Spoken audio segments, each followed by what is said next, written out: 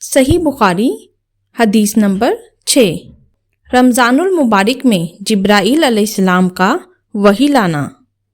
رسول اللہ صلی اللہ علیہ وآلہ وسلم سب لوگوں سے زیادہ جواد یعنی سخی تھے، اور رمضان میں دوسرے اوقات کے مقابلے میں جب جبرائیل علیہ السلام آپ صلی اللہ علیہ وآلہ وسلم سے ملتے بہت ہی زیادہ جود و کرم فرماتے۔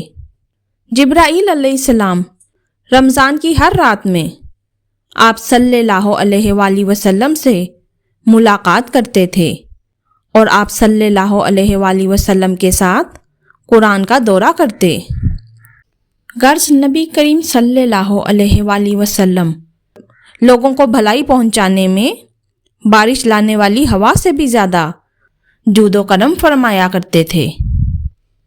یہ حدیث ہمیں سکھاتی ہے کہ رمضان وہ مہینہ ہے جس میں قرآن دلوں کو زندہ کرتا ہے اور اللہ کی رحمتیں ہر سمت برستی ہیں۔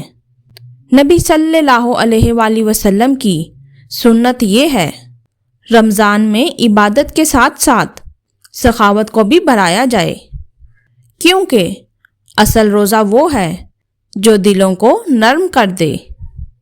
جب گھر میں قرآن کی تلاوت ہوتی ہے وہاں برکت، سکون اور فرشتوں کی رحمتیں نازل ہوتی ہیں۔